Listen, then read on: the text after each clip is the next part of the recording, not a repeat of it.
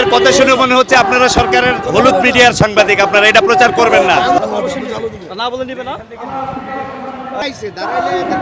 এদের পক্ষ থেকে বক্তব্য দেওয়ার জন্য অলরেডি প্রতিনিধি ওখানে গেছে। আমি আপনাদেরকে বলছি যে ভাই, মহিলাদের প্রতিনিধি ওখানে বক্তব্য দিচ্ছে, আপনি মেইন বক্তব্যটা কভারেজ করেন। আমাদের নেতৃবৃন্দ কর্মসূচি ঘোষণা করতেছে। আসলে সাংবাদিক কি কভারেজ করবে সেটা তো আপনি বলে দিতে পারেন না।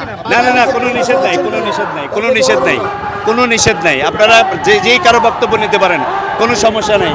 কিন্তু আমরা যে উদ্দেশ্যে মানববন্ধন করতেছি গ্রাহকদের স্বার্থ রক্ষার জন্য। আমরা তো গ্রাহক, ওনারা তো গ্রাহক, গ্রাহকদের কথাই নিতে চাচ্ছি আমরা। আপনাদের কথা শুনে মনে হচ্ছে আপনারা সরকারের হলুদ মিডিয়ার সাংবাদিক, আপনারা এটা প্রচার করবেন না। আমি তো আপনার থেকে আপনার সমস্যা, আমি তো আপনার সমস্যা শুনে মনে হচ্ছে আপনারা আমাদেরকে বিব্রত করছেন, আমাদের ভুলটাকে নষ্ট করার জন্য আপনারা উল্টা পাল্টা হলুদ মিডিয়া কেন বলছেন? আমি তো আপনার সমস্যা জানার জন্য আসছি না। সমস্যাটা তো ওখান থেকে নেবেন।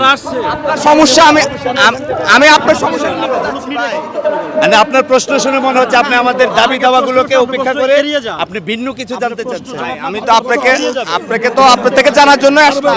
আপনারা আন্দোলন যারা আসছে তাদেরকে কেন আসছে